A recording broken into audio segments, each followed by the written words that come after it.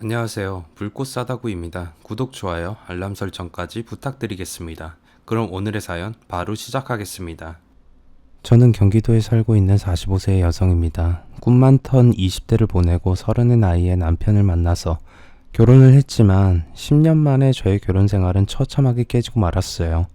남편과 저는 세상 누구보다 사랑했고 비록 아주 넉넉한 형편은 아니었지만 남부럽지 않게 행복하게 살고 있었습니다. 그런데 평화롭던 저의 결혼 생활에 난데없이 불청객이 끼어들면서 모든 것이 조금씩 무너지더니 완전히 망가지고 말았습니다. 그 불청객은 다름이 아닌 시어머니와 손아래 시누였어요. 두 여자는 결혼 초부터 저를 괴롭히더니 결국 가정까지 파탄이 나게 만들었습니다. 그런데도 시어머니와 시누이는 제 가정이 깨지든 말든 전혀 신경조차 쓰지 않았어요. 특히 시누이는 자기 오빠가 이혼을 할 지경이 되었는데도 자기 입속만 챙기려고 드는 뻔뻔스럽고 이기적인 모습을 보여주었습니다. 5년이 지난 지금까지도 저는 제가 왜 가정을 잃고 혼자서 힘들게 살아야 하는지 억울한 마음을 누를 길이 없답니다. 결혼 후에 저는 남편의 아내이자 며느리로서 그리고 딸을 낳은 뒤에는 한 아이의 엄마로서 살면서 세 가지 역할을 누구보다 충실하게 해내려고 열심히 노력했습니다. 그런 제게 돌아온 건 이혼녀로 혼자 딸을 키우면서 살아가는 것이었죠. 남편과 갈라서고 친정에 돌아오던 날이 아직도 눈에 선하게 떠오릅니다. 그날 엄마는 한없이 서러운 눈물을 흘리셨어요. 제 이야기를 끝까지 들으신다면 왜 엄마가 이혼하고 돌아온 저를 끌어안고 서러운 눈물을 쏟으셨는지 이해하게 되실 겁니다. 그날 엄마가 흘린 눈물에는 아주 특별한 의미가 담겨있기 때문이에요. 어쩌면 제가 오늘 글을 올리는 이유도 친정엄마가 흘린 서러운 눈물에 대한 걸지도 모른다는 생각이 듭니다. 저는 아버지 없이 홀어머니 밑에서 자랐습니다. 아버지는 제가 3살이 되던 해에 불의의 사고로 돌아가셨다고 합니다. 제가 어릴 때 아버지가 돌아가신 뒤로 엄마는 저만 바라보면서 애지중지 키워오셨어요. 엄마는 아버지가 남겨준 유산으로 분식집을 차려서 운영하셨어요. 분식집 딸이었던 저는 학창시절에 친구들에게 인기가 아주 좋았어요. 친구들은 어떻게든 제게 잘 보여서 공짜 떡볶이나 김밥을 얻어먹으려고 애를 썼어요. 고등학생이 되고 철이 들면서 저는 엄마가 저를 키우느라 얼마나 고생을 하는지 알게 되었죠. 그래서 엄마의 고생을 조금이라도 덜어주려고 2년째 대학의 조리학과에 가기로 결정했습니다. 전 남다른 맛으로 승부하는 요리사가 되기로 결심했던 거죠. 고등학생이 되면서 엄마의 분식집 일을 거들면서 간단한 음식은 제가 만들기도 했어요. 분식집에서 음식이라고 해봐야 김밥을 말거나 볶음밥 정도 만드는 것이었지만 저는 식재료를 다루거나 칼질을 하는데 능숙했어요. 엄마도 제가 요리를 하는데 소질이 있다고 인정해 주었어요. 하지만 막상 전문 요리사의 길을 가겠다고 하니 엄마는 걱정을 하셨어요. 요리사란 직업이 만만한 게 아니야. 사람이 먹는 음식을 만드는 일은 난과는 다른 정석이 들어가야 되는 법이라서 신경을 많이 써야 하는 힘든 직업이야. 엄마는 그냥 평범한 대학을 나와서 그저 그런 직장에 다니다가 좋은 남자를 만나서 결혼하기를 원하셨어요. 하지만 저는 하루라도 빨리 제 적성을 살려서 돈을 벌고 싶었어요. 요리사가 힘든 직업이긴 하지만 인류 주방장이 되면 큰 돈을 벌 거라는 막연한 기대를 하고 있었어요. 저는 대학을 졸업하고 바로 요리사 자격증을 땄고 출장 뷔페를 전문으로 하는 대형 외식업체에 취업이 되어서 주방에서 조리사 보조로 근무를 하게 되었어요. 요리에는 나름대로 자신이 있었지만 실제로 주방에서 일을 해보니 요리사들 간의 서열이나 군기가 보통 엄한 게 아니었어요. 역시 사람의 입으로 들어가서 건강과 직결되는 것이 음식이다 보니 식재료 관리부터 조리까지 하나하나 혹독한 연수를 받았어요. 제가 일했던 주방의 총책임자는 성격이 아주 깐깐한 남자였어요. 늘 입버릇처럼 내가 이래봬도 우리나라에서는 5손가락 안에 들어가는 땡땡 호텔 주방에서 일했던 사람이야 라고 하면서 자기 자랑을 수시로 늘어놓았어요. 하지만 그 호텔 주방에서 자신의 위치가 어느 정도였는지는 절대 말하지 않았습니다. 들리는 소문에 따르면 그가 땡땡호텔 주방에서 일했던 건 맞지만 그저 식재료만 다듬는 보조로 몇 년간 일한 게 전부였다고 했어요. 하여튼 그는 신입인 저를 처음부터 아주 들들이 볶아대면서 혹독하게 훈련을 시켰어요. 양파며 대파, 무 같은 야채들을 터무니없이 짧은 시간을 주고 깔끔하게 다듬으라고 시킨 다음에 초시계로 시간을 쟀어요. 1초라도 오버하면 그는 인상을 쓰면서 다시 다듬게 만들었습니다. 제가 칼질에 익숙해진 다음에는 눈을 가리고 재료를 다듬으라는 지시를 내리기도 했어요. 요리사에게 칼은 제2의 손이야. 자유자재로 다룰 수 있어야 돼. 내가 보고 있으니까 겁내지 말고 해봐. 1년이 넘게 주방 책임자에게 혹독한 훈련을 받고 난 뒤에야 저는 비로소 음식을 만들 수가 있었습니다. 그리고 그곳에서 3년 정도 경력을 쌓은 다음에 저는 호텔 주방에 도전장을 냈어요. 몇 군데 호텔에서 퇴짜를 맞은 다음에 저는 호텔의 주방에 입성할 수 있었습니다. 호텔의 주방은 제가 일했던 외식업체보다 규율이 훨씬 더 엄격했어요. 총주방장은 다혈질의 독선적인 성격의 소유자였어요. 조리사들이 조금만 실수를 해도 바로 욕부터 했고 기분이 나쁘면 주먹질도 서슴지 않고 했습니다. 호텔 주방의 조리사들은 대부분 남자였고 여자는 저를 포함해서 3명뿐이었어요. 물론 서빙을 하는 홀의 직원들은 대부분이 여성들이었지만 말이에요.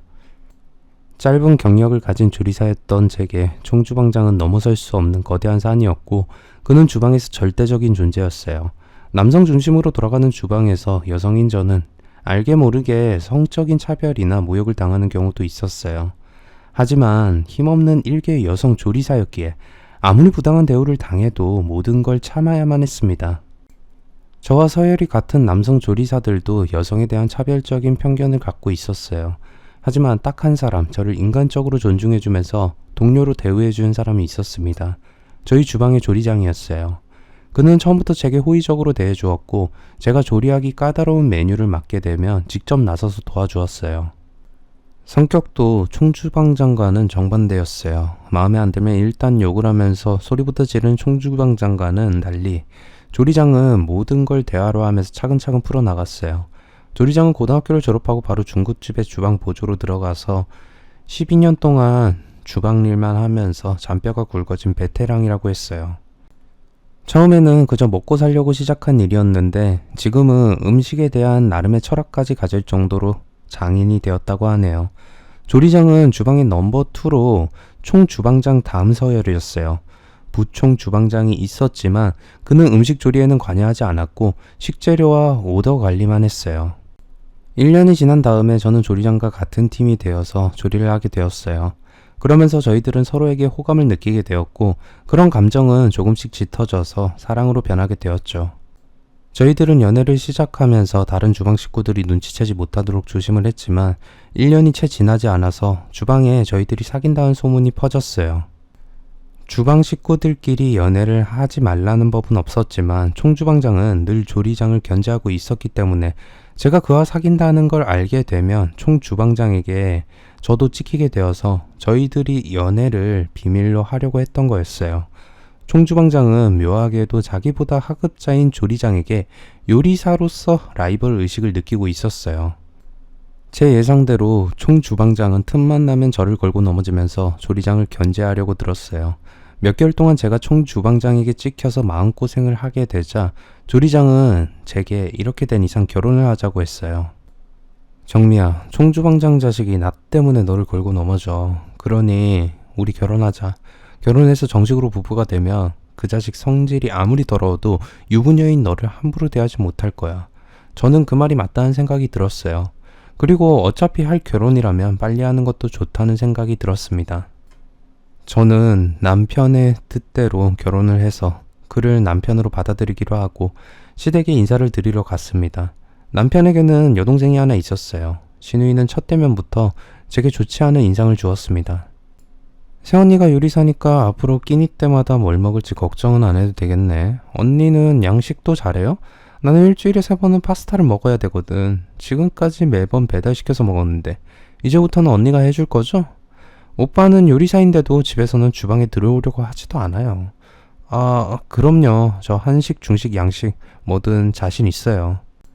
그럼 됐어요. 새언니와 오빠의 결혼은 무조건 찬성이야. 제 직업이 요리사니까 신우이가 원한다면 맛있는 음식을 만들어주는 게 어려운 일도 아니었고 어찌 보면 당연한 거지만 신우이의 말투는 마치 저를 자기 음식이나 해주는 식모로 취급하는 것 같아서 기분이 썩 좋지는 않았습니다. 시어머니의 태도 역시 제 기분을 상하게 만들었어요. 시어머니는 면접관처럼 저희 집안에 대해서 자세하게 물어보더니 저희 집에 돈이 별로 없다는 걸 아쉬워했습니다. 나는 종구가 제대로 된 집안의 여자랑 결혼하기를 원했는데 결국 이렇게 되는구나. 우리 집에 돈이 없으면 사돈집이라도 잘 살아야 하는데 참 유유상종이라더니. 어휴, 내 팔자에 무슨 며느리 복이 있겠어. 시어머니는 자기들 형편이나 주제는 생각지도 않으면서 부잣집 며느리를 드릴 꿈을 꾸고 있었어요. 결혼을 앞둔 여자에게는 남편만큼이나 시댁 식구들도 중요한 법인데 시어머니와 시누이를 첫 대면한 느낌은 유쾌하지는 않았습니다. 어차피 여자에게 시댁이랑 가깝고도 먼 관계여서 제가 잘하면 시어머니와 시누이도 저를 대하는 태도가 달라질 거라고 생각했어요. 저희들은 결혼을 한 뒤에 시댁에 들어가서 살기로 했습니다. 시댁이나 저희 집의 형편을 고려해보면 당장 집을 구해서 분가를 할 형편이 되지 않았기 때문이었죠. 그리고 시누이는 저를 자기 전용 요리사로 생각하는지 매일같이 먹고 싶은 음식을 해달라고 요구했어요. 제가 일을 하지 않는 전업주부라면 기꺼이 시누이가 원하는 대로 다 해주겠지만 아침부터 저녁까지 주방에서 음식 냄새를 맡으면서 피곤해 지쳐 집에 돌아와서 시누이를 위해서 다시 요리를 해야 했습니다. 보통 요리사들이 집에서는 음식을 잘 하지 않는 데는 이유가 있습니다. 하루 종일 음식 냄새를 맡다 보면 질려버리게 됩니다. 그래서 집에서는 가급적 요리를 하지 않고 배달 음식이나 간단한 인스턴트 음식으로 때우곤 하겠는 거죠. 그렇지만 남편은 제쳐두고 제게 매일 입에 당기는 음식을 만들어 달라고 보채는 시누이를 모른 척 할 순 없었어요.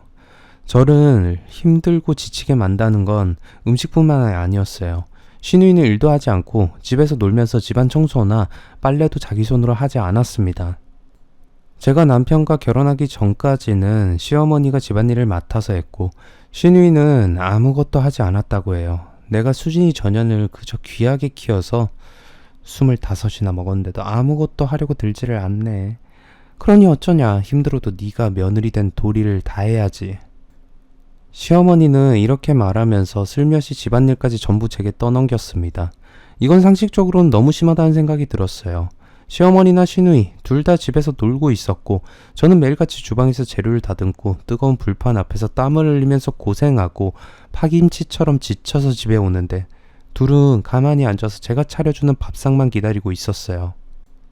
게다가 설거지에 청소며 밀린 빨래까지 해야 저는 겨우 쉴 수 있었습니다. 제가 몇 번이나 시어머니에게 지나가는 말로 일하면서 집안일까지 하기 힘들다고 투정을 부렸지만 시어머니는 지나가는 똥개가 짖는 정도로 여기면서 귀담아 듣지 않았습니다. 힘든 저를 위해서 남편이 한 번씩 도와주는 게 전부였어요. 그래서 어떤 때는 열심히 청소기를 돌리면서 집안 구석구석 청소를 하다가도 자기 방에서 자고 있는 시누이와 안방에서 텔레비전을 보면서 깔깔거리고 웃고 있는 시어머니를 보면 제가 이 집안의 며느리가 아니라 식모라는 처량한 생각까지 들 지경이었어요. 그런데 제가 결혼하고 몇 달 지나지 않아서 남편과 총주방장이 저 때문에 사이가 틀어져서 대판 싸우게 되었어요. 총주방장은 명색이 조리장인 남편을 대놓고 무시해왔는데 위계질서가 엄격한 곳이 주방이라서 남편은 안 입고 와도 참아왔어요. 그런데 총주방장에 대한 불만이 한 번에 폭발하는 결정적인 사건이 생기고 말았어요. 사건의 발단은 제가 오더가 들어온 메뉴를 잘못 파악해서 다른 오더와 다른 음식을 요리했던 겁니다. 당연히 성격이 더러운 총주방장은 제게 삿대질과 요구하면서 야단을 쳤어요. 거기까지는 제가 잘못을 했으니 어쩔 수 없다고 해도 총주방장은 제게 성적인 모욕까지 준 겁니다. 하여튼 엉덩이와 가슴만 큰 짐승들은 아무리 가르쳐도 머리가 나빠서 못 알아듣는다니까 젠장. 자기 아내가 성적인 수치심을 느끼도록 만드는데 가만히 있을 남편은 아마 없을 겁니다. 남편은 바로 총주방장에게 화를 내면서 제게 사과를 하라고 덤벼들었습니다. 총주방장님, 지금 뭐라고 하셨어요? 아무리 실수를 했어도 어떻게 그런 모욕적인 말을 할 수가 있어요? 당장 아내에게 사과하세요. 총주방장은 가소롭다는 듯이 코웃음을 치면서 남편을 비웃었어요. 웃기고 있네. 꼴에 자기 마누라라고 감싸기는 참 끼리끼리 놀고 앉아있어. 남편은 화를 참지 못하고 총주방장의 얼굴에 주먹을 날려버렸어요. 총주방장은 코피가 터졌고 악을 쓰면서 남편에게 달려들었습니다. 그 소리는 주방 밖의 홀에서도 들려서 홀에서 행사 준비를 하고 있던 호텔 지배인이 놀라서 달려왔습니다. 주방 식구들이 전부 나서서 남편과 총주방장을 뜯어 말렸어요. 그날 밤에 집에 온 남편은 제게 호텔을 때려치우고 식당을 창업하자고 말했어요. 이렇게 된 이상 내가 호텔에서 일할 순 없어. 내일 출근하면 지배인이 나를 불러서 그만두라고 할 것 같아. 나도 솔직히 이제는 총주방장 그 자식 얼굴은 보기만 해도 구역질이나. 지금까지 참은 것도 신기할 정도야. 우리 식당 차려서 독립하자. 제가 생각해봐도 그것밖에 방법이 없었어요. 남편이나 저나 총주방장과 같이 일하는 건 불가능했어요. 그러니 저리 싫으면 중이 떠나야 하는 거죠. 저희 둘 다 배운 도둑질이 요리뿐이니 할 수 있는 건 식당뿐이었죠. 물론 다른 호텔이나 업체에 취업을 할 수도 있겠지만 앞으로 미래를 생각한다면 아무리 먹는 장사가 경기가 얼어붙었다고 해도 지금 창업을 하는 것도 좋은 방법이란 생각이 들었어요. 그래서 저희들은 둘 다 다음날 호텔에 사표를 내고 본격적으로 식당을 차릴 준비를 시작했어요. 창업자금은 그동안 모아둔 돈과 대출을 받아서 급한 돈은 해결하기로 했습니다. 한 달 동안 식당가를 돌아다니면서 장사가 될 만한 장소에 나온 점포가 있는지 샅샅이 훑어 보았어요. 역시 장사가 잘 되지 않는 탓인지 괜찮은 곳에 나와 있는 점포들이 제법 있었어요. 그 중에서 임대료나 여러 조건이 좋은 곳을 골라서 계약을 하고 인테리어 비용을 줄이기 위해서 자잘한 것들은 저희들이 직접 했습니다. 그렇게 3개월의 준비 끝에 저희들은 한식과 양식을 결합한 퓨전 양식 식당을 오픈을 했어요. 그동안 남편과 제가 머리를 짜내 연구한 신메뉴도 몇 가지 준비했습니다. 주방은 남편이 맡았고 저는 홀서빙과 카운터를 맡았지만 손님이 많을 때는 저도 주방에서 조리를 도왔어요. 첫 술에 배부를 수는 없는 일이라서 일단 맛으로 승부하면서 단골들을 확보해야 했습니다. 창업에서 가장 중요한 건 존버 정신이었어요. 우선 적자를 보더라도 무조건 1년은 그냥 버텨야 했어요. 그 시간이 가장 힘들고 고통스러운 기간이었죠. 손님들이 없으면 이러다가 폭삭 망하는 건 아닐까, 시간이 지나면 나아질까 하는 불안한 마음이 매일 들었습니다. 6개월 정도가 지나자 저희의 식당에 대한 입소문이 조금씩 돌기 시작했고 근처 상가나 회사에 다니는 직장인들이 뭔가 새롭다는 소문을 듣고 점심시간에 찾아오기 시작했습니다. 하지만 창업에 들어간 자금을 회수하고 수익을 보려면 아직도 더 기다려야 했어요. 그렇게 1년이 넘게 지나자 저희 식당은 완전히 자리를 잡게 되었어요. 그때 시댁에 한 가지 큰일이 생겼습니다. 백수로 지내던 시누이가 결혼을 하게 된 겁니다. 시누이는 친구의 소개로 알게 된 남자와 6개월 정도 교제를 해오다가 결혼을 약속했다고 합니다. 그런데 문제는 결혼 준비를 전부 제게 맡긴 거예요. 시어머니도 시누이가 결혼을 하는데 당연히 돈을 보태야 하는 게 당연하다고 했어요. 하나밖에 없는 시누이가 결혼을 한다는데 네가 가만히 있어서야 되겠니? 얼마라도 보태는 게 예의지. 저도 당연히 어느 정도 보탤 생각은 하고 있었지만 시어머니는 제 생각을 훨씬 뛰어넘는 금액을 요구했어요. 3천만 원을 내놓으라는 겁니다. 전 제 길을 의심했습니다. 300만 원도 아니고 3천만 원이라니. 세상에 이런 경우가 있나 싶은 생각이 들었죠. 너도 잘 알겠지만 우리 집에 돈이 없잖니. 그리고 종고는 우리 집에서 가장이나 마찬가지야. 그러니 네 시누이 결혼 준비는 너하고 종고가 책임지고 하거라. 시어머니는 이렇게 말하고 자기는 발을 빼버렸습니다. 저는 어이가 없어서 남편과 어떻게 할 건지 의논을 했습니다. 그런데 남편까지 하나밖에 없는 여동생이 결혼한다는데 도와야 한다고 하면서 나섰어요. 하지만 정작 가진 돈이 없는 게 문제였습니다. 남편은 어처구니 없게도 친정엄마에게서 돈을 빌려오라고 했어요. 전 어이가 없어서 자기 여동생 결혼시키는데 장모한테 돈을 빌리는 사이가 세상에 어디 있냐고, 그런 법이 세상에 없다고 따지자 남편은 그냥 달라고 하는 게 아니라 빌려달라고 하는 거라고 했어요. 지금 식당이 잘 되고 있지만 식당을 차릴 때 들어간 돈을 전부 회수하려면 몇 달은 더 걸려. 그래서 지금 형편이 빠듯하니까 장모님한테 사정해서 얼마간 융통하면 내가 이자까지 후하게 쳐서 갚아드린다고 말씀드려. 몇 시간 동안 실랑이를 벌였지만 현실적으로 다른 방법을 찾지 못하고 저는 남편 말대로 친정엄마를 찾아가게 되었어요. 시댁 식구들에게 등을 떠밀려서 엄마를 찾아가서 시누이가 결혼을 하니 결혼자금을 빌려달라 했고 엄마는 선뜻 3천만 원을 빌려주셨어요. 내가 형편이 좋으면 더 해주고 싶지만 이것밖에 없다. 시어머니는 저희 집에 돈이 없다고 무시하면서도 정작 자기들은 돈이 없다는 걸 자랑삼아 훈장처럼 달고 다녔어요. 돈이 들어가는 일이 생길 때마다 시어머니는 나한테 돈이 없잖아. 그러니 네가 알아서 해야지 라고 당연한 듯 말을 했어요. 저는 억장이 무너지고 화가 치밀었지만 시어머니하고 싸운다고 돈이 하늘에서 뚝 떨어지는 게 아니어서 아무 말도 하지 않았습니다. 하지만 시누이가 결혼을 했다고 문제가 끝난 게 아니었어요. 시누이는 결혼을 한 뒤에도 살림을 제게 의존하려고 들었어요. 시누이는 도대체 할 줄 아는 게 아무것도 없었습니다. 결혼을 한 가정주부가 세탁기를 사용할 줄도 모르고 밥도 할 줄 모른다면 말 다 한 거죠. 신우이는 결혼한 뒤에 그녀의 남편이 사는 아파트에 들어가서 살게 되었어요.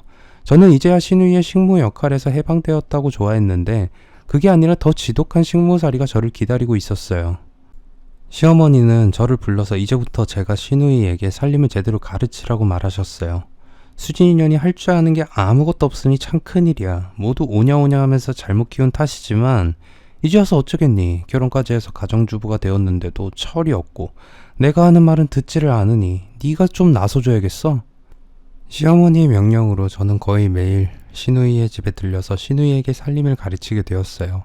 하지만 그건 핑계일 뿐이었고 제가 신우이의 집에 살림을 살아줬다는 게 맞는 말일 거예요. 신우이는 결혼에 대한 개념 자체가 없어서 살림을 하려고 들지를 않았어요. 수진아, 가정주부가 음식은 고사하고 밥은 못한다는 게 말이 돼? 언니, 내가 음식이나 밥을 못하는 게 아니라 귀찮아서 안 하는 거야. 요즘 세상에 집에서 음식 해먹는 여자들이 몇 명이나 돼? 전부 배달시켜서 먹는다고. 좋아, 음식은 그렇다 치고 빨래며 청소며 집안 꼴이 이게 뭐야. 싱크대에 음식물 쓰레기가 쌓여서 썩는다 썩어. 그러니까 언니가 필요한 거야. 나는 살림하고는 체질적으로 안 맞아. 그러니까 언니가 매일 집에 들려서 나를 좀 도와줘. 신우이는 제가 아무리 타이르고 윽박질러도 태연하게 집안일은 제게 맡기려고 들었어요. 이렇게 사소한 자기 집 살림까지 제게 의존하는 신우이 때문에 저는 매일같이 신우이와 입씨름을 하느라 스트레스를 받게 되었어요. 좋게 말하면 신우이가 제게 기대고 의존하는 것이었고 나쁘게 말하면 저를 식모로 마구 부려먹었던 겁니다. 그리고 얼마 후에 큰 불행이 저를 덮쳐왔습니다. 시어머니가 뇌졸중으로 쓰러지신 거예요. 그런데 얌체 같은 신우이는 시어머니 간병을 제게 떠넘겼어요. 저는 그 일로 신우이와 심하게 말다툼을 하게 되었어요. 저는 교대로 시어머니 간병을 하자고 했지만 신우이는 그렇게는 절대 못한다고 맞섰어요. 엄마가 쓰러지셨는데 딸 자식이 모른 척 하겠다는 거야? 뻔뻔스럽고 이기적인 신우이의 태도에 화가 난 제가 이렇게 묻자 신우이는 팔짱을 끼고 말했습니다. 그럼 시어머니가 쓰러지셨으면 당연히 며느리가 돌봐드려야 하는 거 아니에요? 나는 분가에서 따로 살고 있는 출가 외인이지만 언니는 엄마가 같이 사는 며느리잖아. 당연히 언니가 병수발을 맡아서 하는 게 맞다고. 내가 어머님 병수발을 안 들겠다는 게 아니잖아. 내가 너처럼 놀고 있는 것도 아니고 식당 일에 집안일에 어머니 병수발까지 힘에 붙이니까 도와달라는 거야. 무슨 말인지 모르겠어? 좋아, 그럼 우리 이렇게 해요. 엄마한테 2층 집이 하나 있는 건 언니도 알죠? 그거 우리 집안 전 재산이야. 언니가 엄마 병수발 맡으면 그 집 언니가 가져도 좋아. 뭐? 그 말 진심이야? 참나, 언니 속고만 살았나. 진심이에요. 언니가 가지든 말든 난 상관 안 한다고요. 저는 귀가 번쩍 트이는 느낌이었어요. 신우이는 엄청나게 구미가 당기는 거래를 하자고 제안해 온 겁니다. 시어머니는 2층 양옥을 한 채 소유하고 계셨어요. 지금은 다른 세입자에게 전세를 주고 있지만 정말 급할 경우에는 팔거나 자식들에게 물려주려고 생각하고 계셨는데 결혼을 하고 얼마 지나지 않아서 제가 2층 집에 대해 알았을 때 남편은 제게 그 집은 넘보지 말라고 했어요. 왜 그러냐고 묻자 남편은 그 집은 나중에 신우이가 가지기로 시어머니와 이야기를 모두 끝냈다고 했어요. 시어머니 생각에는 남편은 요리사로 자기 앞가림은 하고 있지만 천성이 게으르고 아무것도 하기 싫어하는 신우이는 시어머니가 없으면 혼자 살아갈 일이 막막하다는 겁니다. 그래서 2층 집이라도 물려주면 그걸로 어떻게든 살 수 있을 거라고 생각하셨던 거예요. 남편도 시어머니 의견에 동의를 했고 그래서 그 집은 신우이 것으로 되어 있었던 겁니다. 그런데 신우이가 그 집을 포기하겠다고 하는 거예요. 그 집은 시어머니의 아버지가 돌아가시기 전에 유산을 자식들에게 나눠주면서 막내딸이던 시어머니를 특별히 생각해서 물려주셨다고 해요. 그 2층 집은 원래 시어머니 아버지의 이웃에 살던 노부부의 것이었다고 합니다. 자식에게 버림받고 외롭게 살아가던 노부부를 시아버지가 정성껏 돌봐드리자 임종을 앞둔 할아버지는 자식보다 더 극진히 자신이 챙겨준 이웃사촌인 시아버지에게 그 집을 주셨다고 해요. 하지만 시어머니가 그 집을 물려받기에는 순탄치는 않았다고 합니다. 시어머니에게는 위로 오빠 둘과 언니가 하나 있었는데 오빠들은 그들의 아버지가 유산 중에서도 가장 값이 나가는 2층 집을 막내에게 준다는 말을 듣고 펄쩍 뛰었다고 합니다. 아버지, 출가 외인인데 왜 경숙이한테 집을 물려주려고 하세요? 아버지, 그 집은 장남이 제가 가지는 게 당연한 겁니다. 시어머니의 큰오빠는 2층 집은 자기 차지라고 우겼고 시어머니도 막내인 자기를 무시하고 집을 자기가 차지하려고 드는 큰오빠에게 화가 나서 오빠 무슨 말을 그렇게 해? 아버지가 분명히 그 집은 나한테 준다고 하셨잖아 라고 화를 내면서 맞서자 큰오빠도 고함을 지르면서 시어머니에게서 집을 빼앗으려고 했답니다. 돈 앞에서는 아무리 사이가 좋은 형제 자매들도 원수지간으로 변하는 모양이었어요. 시어머니도 자기 손에 들어온 유산을 순순히 빼앗길 리 없었죠.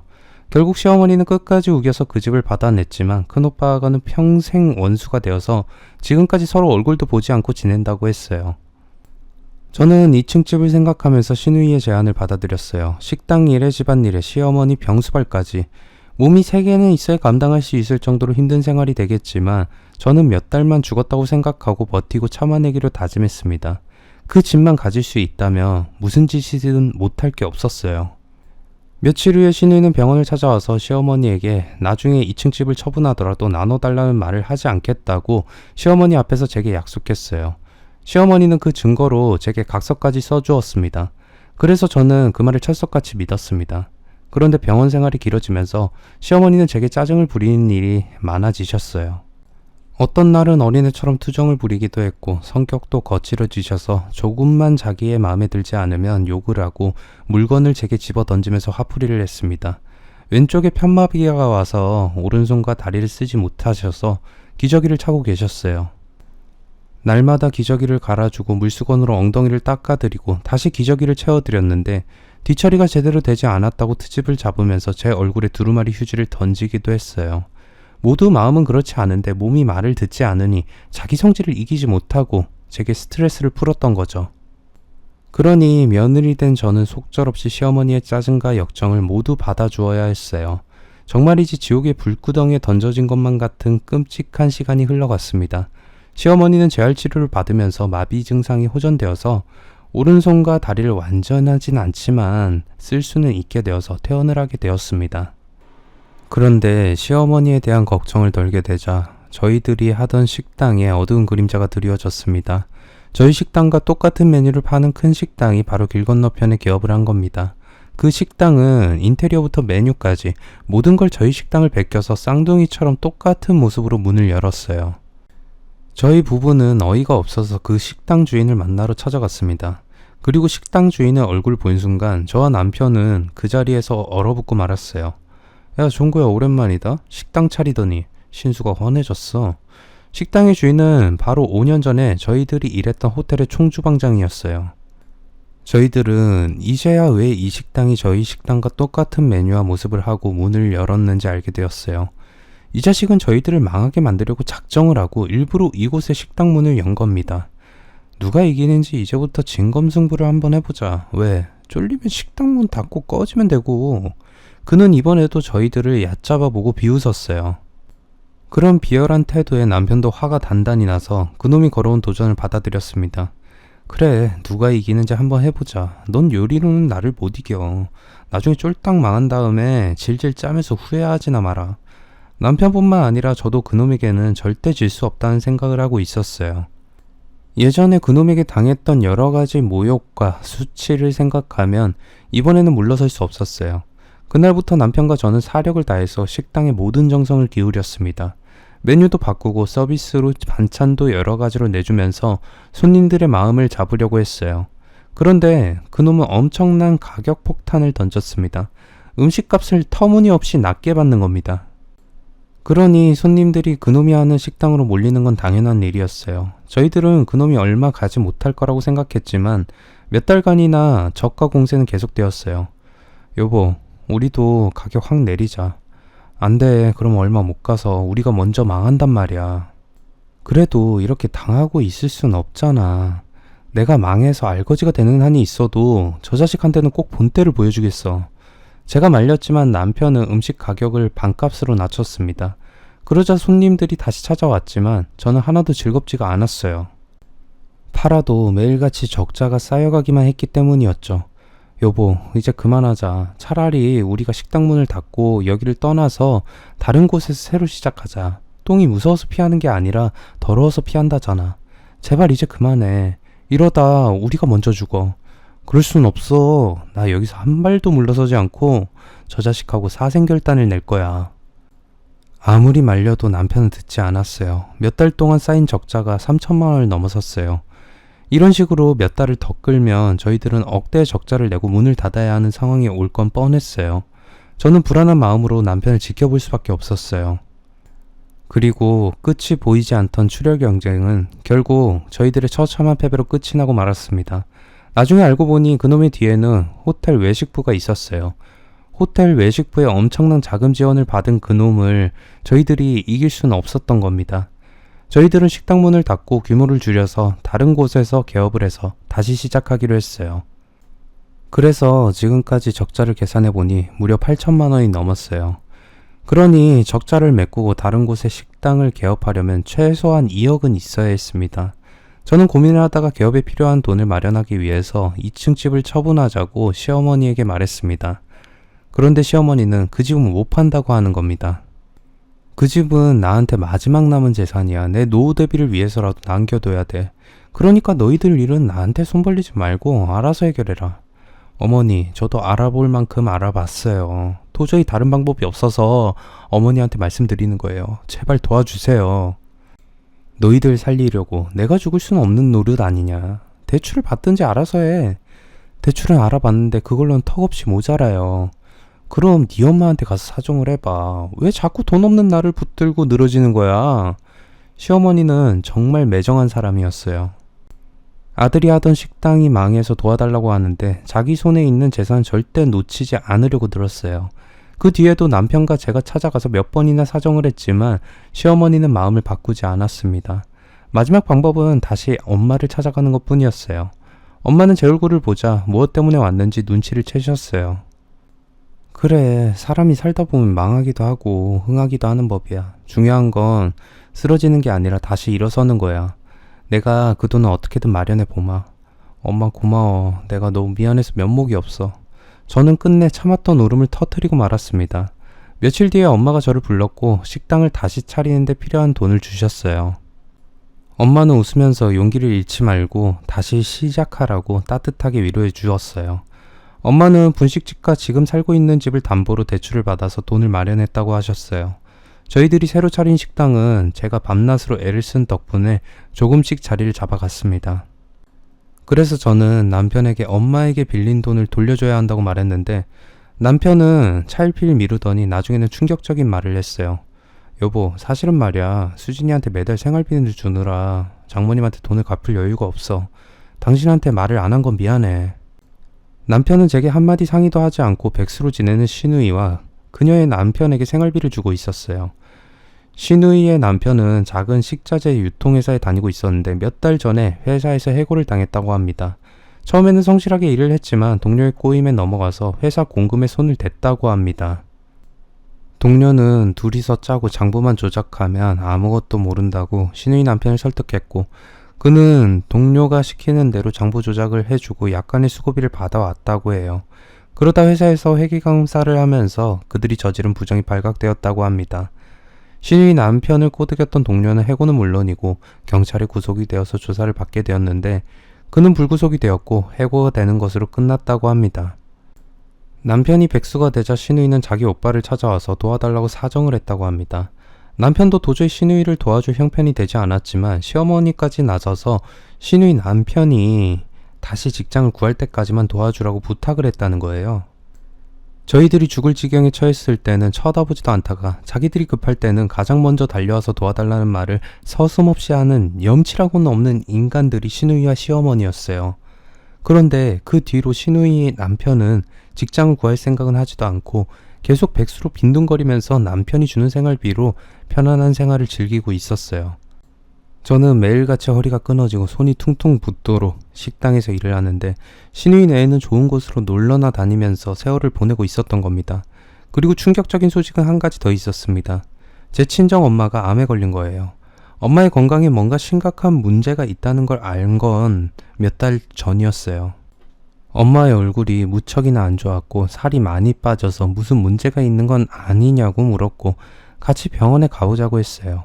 그때마다 엄마는 손사래를 치면서 내가 병원에는 벌써 갔다 왔어. 나이 드니까 소화가 잘 안 되고 당뇨가 조금 있는데 걱정할 건 아니라고 하더라. 그러니 너도 신경 쓸 건 없어. 그래, 엄마 몸조리 잘하고 밥은 꼭 챙겨 먹어. 내 걱정하지 말고 너나 시댁에 잘하고 열심히 살아. 저는 엄마의 말만 믿고 별거 아니라고 생각하고 넘어갔습니다. 그런데 엄마의 안색은 날이 갈수록 더 안 좋아졌고 나중에는 움직이는 것도 힘들어 하셨고 배가 볼록하게 나왔어요. 저는 그제서야 엄마가 뭔가 숨기는 게 있다고 생각하고 따져 물었습니다. 그러자 엄마는 더는 거짓말 못하고 제게 위안 판정을 받았다는 말을 했어요. 저는 하늘이 무너지는 느낌이었습니다. 더 기가 막힌 건 제게 식당을 다시 차릴 돈을 해주느라 정작 엄마는 하은과 수술을 할 돈이 없어서 그저 집에서 독한 진통제로 버티고 있었던 거예요. 엄마, 왜 나한테 말 안 했어? 왜? 너도 힘든데 나까지 짐이 되면 되겠니? 그래서 숨겼던 거야. 엄마의 말은 날카로운 비수가 되어서 제 가슴에 꽂혔습니다. 어떻게 딸이 되어서 엄마가 암에 걸려서 죽어가는데 까맣게 몰랐더니. 저는 엄마를 끌어안고 한참 동안 펑펑 서러운 눈물을 흘렸어요. 전 바로 시어머니에게 달려가서 자초지종을 모두 말하고 이제는 그 집을 팔아서 제게 달라고 말했어요. 어머니, 친정 엄마가 암으로 죽어가요. 어머니 쓰러지셨을 때도 제가 몇 달 동안 돌봐드렸잖아요. 이제 정말 어머니가 저를 도와주세요. 제발 부탁드려요. 이기적이고 냉정한 시어머니도 사돈이 암에 걸렸다는 말을 듣자 조용히 고개를 끄덕이더니 지금 살고 있는 임차인에게 줄 전세금만 마련해주면 빨리 집을 팔아서 제게 주겠다고 했어요. 저는 은행으로 달려가서 대출을 받아서 전세 보증금을 마련해서 시어머니에게 드리고 수령증을 받았습니다. 그리고 집이 팔리기만을 손꼽아 기다리고 있었어요. 그런데 정말 어처구니 없고 날벼락 같은 일에 저를 기다리고 있었습니다. 시어머니는 그 집을 벌써 시누이에게 물려주었고 시누이는 그 집을 다른 사람에게 팔아버렸다는 거예요.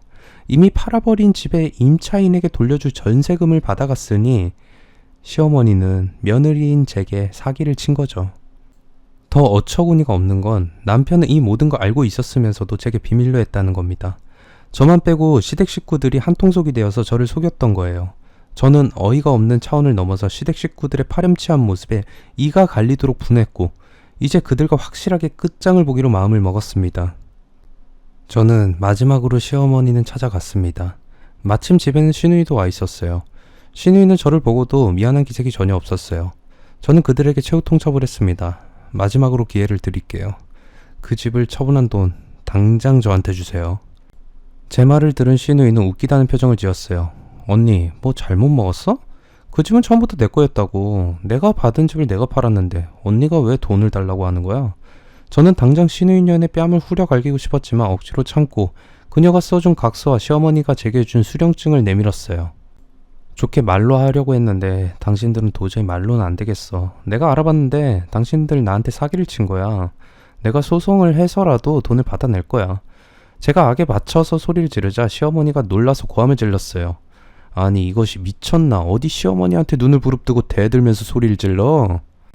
하지만 저는 이미 이혼을 각오하고 있었기에 망설일 게 아무것도 없었어요. 시어머니 좋아하시네. 오늘부터 우린 남남이니까 그렇게 하세요. 단 그 집을 처분한 돈을 받은 다음에 이혼할 거예요. 전 이제 이 지긋지긋한 시댁 식구들과 완전히 갈라설 생각을 하고 있었습니다. 저는 시누이가 써준 각서와 시어머니에게서 받은 전세금 수령증을 근거로 소송을 했어요. 변호사는 가능은 하지만 쉽지 않은 소송이라고 했어요. 그러면서 지금까지 제가 시댁 식구들에게 당한 고통과 시누이의 집안일까지 해주었고 시어머니 병수발을 들었던 것까지 자세하게 첨부해서 제출하면 법정에서 제게 유리하게 작용할 거라고 했습니다. 저는 변호사가 시키는 대로 했고 시어머니와 시누이도 변호사를 고용해서 맞대응에 나섰어요. 몇 달간의 공방전 끝에 저는 승소해서 시누이에게 2층 집을 판 돈 중에서 절반을 받아낼 수 있었습니다. 그리고 시어머니에게 주었던 전세금은 모두 받아냈어요. 시어머니가 제게서 이미 팔아버린 집의 전세금을 받아간 건 사기에 해당하니 경찰에 고발하면 사기죄로 처벌이 가능하다고 했어요. 시어머니도 그걸 알았는지 저를 찾아와서 경찰에 고발만은 하지 말아달라고 애원을 하면서 매달렸습니다. 얘야, 지금까지 살아온 정을 봐서라도 경찰에 고발하는 모진 짓만은 하지 말아다오. 부탁한다. 저는 성질대로 하면 경찰에 고발해서 시어머니가 처벌을 받게 만들고 싶었지만 금액이 얼마 되지 않아 구속은 되지도 않을 거고 벌금 정도로 끝날 거라는 변호사의 말에 고발을 포기했습니다. 대신 엎드려서 잘못을 비는 시어머니에게 따끔하게 한마디 해주었어요. 나이 들어서 인생을 이렇게 막 살지 말아요. 자기 인생 중요한 만큼 다른 사람 인생도 소중하고 귀하다는 걸 아시라고요. 소송이 마무리된 뒤에 저는 엄마와 같이 병원에 가서 정밀 검사를 받았습니다. 담당 의사는 검사 결과를 보고 많이 늦긴 했지만 아직 포기할 때는 아니라고 하면서 수술을 하고 경과를 보면서 암이 남아있는 부분은 항암으로 치료하자고 했습니다. 엄마의 수술 일정은 빠르게 잡혔고 엄마의 수술이 끝난 다음에 남편이 병원으로 찾아왔습니다. 남편은 지난날은 잊고 새로 시작하자고 사정을 했지만 저는 그럴 생각이 조금도 없어서 합의 이혼을 하자고 했고 재산 분할 청구를 했어요. 식당을 차릴 때 들어간 돈이 모두 엄마의 것이어서 식당은 제가 가지는 조건으로 이혼을 하게 되었어요. 이제야 저를 지긋지긋하게 괴롭히던 시댁 식구들과 영원히 작별하고 질긴 악연을 끝내게 되었습니다. 수술을 마친 엄마는 늦었지만 항암을 시작하게 되었고 지금은 거의 회복해서 저와 같이 살면서 잘 지내고 계십니다. 남편이 아내인 저보다 자기 식구들을 선택했듯이 저 역시 남편과 시댁 식구들보다는 친정엄마가 가장 소중하답니다. 두 번째 사연입니다.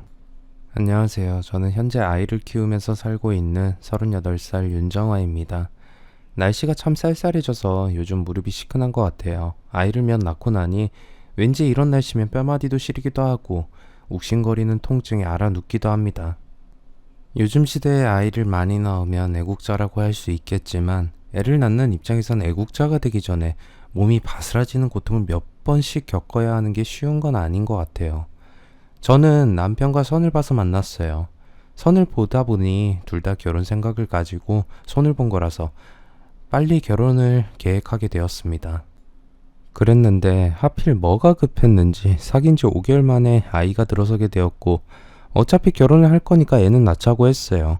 시어머니는 저희가 아이를 가졌다는 사실을 들으시더니 아주 신이 나서 빨리 애를 낳으면 좋겠다는 말까지도 했어요. 처음 아이를 가졌을 때는 여러 가지 생각이 많이 들긴 했어요. 그게 인생에서 아이를 생각한 적이 없었는데 이제 한 가정을 이루고 나서 아이를 낳아서 기르게 될 것이라는 미래가 정해진 것만 같았지요. 결혼식을 제대로 올리기 전에 배가 부르기 시작해서 결혼식을 올릴 때는 배가 한껏 올라와 있었어요. 시어머니는 이런 건 부끄러워할 일이 아니라면서 자랑스럽게 배를 더 내놓고 결혼식을 올리라고 했어요. 하지만 배가 불러서 하는 결혼식은 제가 생각하기에 좀 창피할 수밖에 없었습니다. 그러나 남편도 시부모님도 모두 좋아하시니 억지로 웃으면서라도 잘 마무리를 할 수밖에 없었어요. 결혼한 지 얼마 되지도 않아서 아이를 낳게 되었습니다. 시어머니는 남편을 닮은 아들을 낳자 복덩이라며 고맙다는 말을 연신했어요. 저는 애 낳는 게 뭐 그리 대수인가 싶어서 그랬는데 듣고 보니 그럴 수밖에 없는 상황이긴 하더라고요. 남편이 집안이 대대로 자식복이 없는 집안이었나 봐요. 그래서 남편도 외동이었거든요. 처음에는 그런 이야기를 들은 적이 없어서 남편이 외동이라서 시부모님에게 되게 아끼는 것만 같다고 생각했는데 아이를 낳아도 둘 중 하나는 꼭 죽거나 한다는 이야기를 들었어요. 시부모님이 남편을 아끼는 이유는 외동이라서도 있지만 대가 귀한 집안이라 그래서 남편을 애지중지했던 거였습니다. 그래서 그런지 시어머니는 남편에게 몸이 좋다는 걸 다 먹이려고 노력하셨어요. 물론 제가 임신했을 때도 온갖 몸에 좋다는 걸 다 사가지고 오신 분이긴 했지요. 저도 그런 시어머니의 노력을 모르는 건 아니었기에 내가 아이를 낳아서 대를 이을 수 있다는 것에 자부심을 느끼기도 했습니다. 남편도 과거에는 좋아하는 사람도 있었고 많은 사람들과도 연애를 했던 것 같았어요. 하지만 연애를 하다가 아이를 가진 적도 있었는데 그때마다 이상하게 자연유산이 되거나 사고가 나서 아이를 잃는 경우가 종종 있었대요. 시어머니도 그때 생각하기를 남편의 대를 이을 수 있는 가능성이 희박하구나 생각했다더라고요. 그래서인지 시어머니는 제가 아이를 가졌을 때도 놀라지 않으시고 반겨주셨지만 혹여라도 또 그런 일이 생길까 싶어 걱정도 있으셨던 것 같아요. 근데 조금 황당한 일은 나중에 알고 보니 제가 일찍이 아이를 갖게 된 건 시어머니의 생각이었던 거예요. 남편이 젊을 때부터 사귀는 여자가 있으면 무조건 여자와 하루 자고 애가 생기면 무조건 책임질 테니 나와오기만 하라는 식의 발언을 했다고 해요. 그런 연애 습관이 지금까지 이어져서 저와도 50일도 안 돼서 잠자리를 가지고서는 그 이후의 시도 끝에 아이를 갖게 되었거든요. 저는 아이를 가질 생각이 없었는데 남편의 취향인가 보다 생각해서 맞춰줬던 건데 그런 의미가 아니라 아이를 일부러 갖게끔 하려는 노력을 하고 있었던 걸 알고는 좀 기분이 상하기도 했습니다. 아무리 대가 끊길 판이라 해도 남편도 자기 엄마의 말을 들으면서 그렇게 행동을 하고 싶은 걸까 하는 생각이 들기도 했어요. 누군가에 의해서 조정받으면서 사는 인생이 뭐가 그리 좋을까 하는 마음이었어요. 그래서 남편에게도 물었지만 남편은 자기가 그렇게 행동하는 게 뭐 꼭 나쁜 건 아니지 않냐고 말을 하더라고요. 누구나 가치관의 차이는 있겠지만 저는 솔직히 이해를 할 수 없는 사고방식이라는 생각이 들었어요. 시부모님은 아이 낳고서는 바로 시부모님 집에서 산후조리를 하라고 하셨어요. 보통 조리원에서 좀 보대다가 집에 가는데 시부모님이 옆에서 산후조리를 도와주신다고 하니 난감하더라고요. 근데 남편은 우리 부모님이 이렇게 해주신다고 했는데 거절하려고 하는 거냐면서 기분 나쁘다는 듯이 말을 했어요. 남편은 그저 시부모님이 좋고 편하겠지만 며느리 입장에서 시부모님이 산후조리를 해준다는 건 더없이 불편한 일이 아닐 수 없잖아요. 그렇지만 한사코 해주겠다고 하시는데 거절할 수도 없어서 결국 아이 낳고 바로 시댁에서 산후조리를 하기 시작했어요. 하지만 진짜 말이 산후조리지 시부모님은 아이만 보느라 바빠하셨어요. 산후조리는 누군가 옆에서 밥이라도 챙겨주고 집안일이라도 도와줘야 하는데 시부모님이 아이를 보고 계시니 저는 시부모님 밥을 차려야 했고 또 힘든 몸으로 걸어다니면서 집안일을 했어야 했어요. 심지어 미역국도 다 끓여서 혼자 먹어야 했어요. 남들은 조리원에서 편하게 산후조리를 할 때 저는 그렇게 힘들게 지내다 보니 산후조리가 될 일이 없었죠. 그러다 보니 산후풍까지 오게 돼서 뼈마디가 다 쑤시고 온몸이 부서지는 듯한 아픔을 겪어야만 했죠. 어느 정도 기간이 지나서 이제 우리 집으로 가자고 했더니 남편이 알겠다며 집에 가겠다는 걸 시부모님에게 물어보는 거예요. 시부모님은 화들짝 놀라면서 안 된다고 아직 아이가 어린데 어딜 데리고 나가느냐고 하는 거예요. 어디를 데리고 나가는 게 아니라 이제는 우리 집에 가서 좀 쉬고 싶다고 하니 시부모하고도 잘 살아봐야 한다고 말씀하시더라고요. 요즘 같은 세상에 시부모님하고 연을 안 지으려고 한다면서 참 요새 사람들은 무슨 정신으로 사냐며 저를 돌려서 까시는데 기분이 참 나빴어요. 남편은 우린 그러지 않다면서 며칠만 더 있다 가겠다는 말을 했어요. 그렇게 지나다 보니 2달 가까이 시댁에 있었습니다. 사실 저는 밤에 많이 울었어요. 보통 산후조리를 시댁이 아닌 친정에서 하잖아요. 아이를 낳는 것도 힘들었는데 친정에서 지내면서 따뜻하게 엄마가 해주시는 음식 먹으면서 그렇게 보내지 못할 망정 시댁에서 그러고 지내니 매일매일이 말 못할 고통으로 힘들었던 거죠. 매일 남편이 잠들 때 조용히 올 때가 많았는데 남편이 그걸 눈치채더라고요. 그러고서 너무 힘들면 너라도 친정에 가 있으라고 했는데 황당했어요. 어떻게 아이를 두고 친정에 가서 지내냐고 했더니 시부모님이 아이를 너무 좋아하니까 당분간 맡겨두고 가서 지내라고 하는 거였어요. 남편은 저를 위해서 한 말이 아니라 결국 시부모님을 위해서 말을 하는 거였죠. 저는 절대 그럴 수 없다고 화가 나서 말을 했어요. 당신도 당신이 원해서 시댁에서 지냈듯이 나도 그 기간만큼 친정에서 지낼 거야. 우리 부모님도 우리 아이를 보고 싶은 건 당연한 건데 태어나고 한 번도 못 보여드렸잖아. 남편은 제가 화가 났다는 거 알고는 그제서야 미안함을 표현했어요. 그냥 애보기 힘들어서 그런 줄 알았지. 내가 미처 장모님 댁에 아이 보여드릴 생각은 못했네. 미안해. 남편은 생각해보니 제 말이 맞다면서 친정에 가서도 좀 지내다 오는 걸 허락하더라고요. 그때 남편 꼴도 보기 싫어서 저와 아이만 친정에 가기로 했습니다. 물론 시댁에서는 반대가 많았어요. 어린아이를 데리고 어딜 가냐면서 100일까지는 그냥 여기서 지내라는 겁니다. 시댁에서 지내는 건 안 위험하고 저희 친정에 데리고 가는 거 위험한 건가 하는 반감부터 생기기 시작했어요. 저는 아이는 제가 엄마이네 알아서 할 거라고 하고서 데리고 갔습니다. 친정에 가서 며칠을 보내면서 친정 식구들에게도 아이를 보여주니 너무 좋아하셨어요. 저는 시댁에서 지내는 게 너무 편치 않아서 몸살도 자주 났었는데 친정에 와서는 마음도 편하고 몸도 편하니 살만하더라고요. 마음이 편해지니 뭐래도 기분이 좋았습니다. 남편을 보지 않아도 이렇게 편할 수가 싶었어요. 남편은 일주일마다 한 번씩 와서는 제 기분을 풀어주려고 했어요. 그런 남편의 정성을 생각해서 마음을 풀기로 했습니다. 남편도 아기가 있어서 그런 건 아니라는 건 알아요. 시댁 식구들이 너무 좋아하니 시댁에서 지내면 부모님들이 행복해 하실 걸 아니까 그렇게 했던 거겠죠. 하지만 제 입장은 또 다른 거였으니까요. 그렇게 친정에서 지내고 오다 보니 저도 마음이 많이 유해지긴 했어요. 남편과도 사이가 다시 좋아져서 아이를 보면서 즐겁게 지냈습니다. 그런데 시댁에서는 자주 집에 오지 않는 것으로 서운해하기 시작했어요. 아이를 보고 싶은데 마치 제가 보지 못하게 하는 것 마냥 말씀을 하시는데, 저희도 저희 생활이 있는 건데 애를 어떻게 매번 보여드릴 수 있겠어요. 집에 뭔 일이라도 있다냐? 왜 오지도 않고 그래?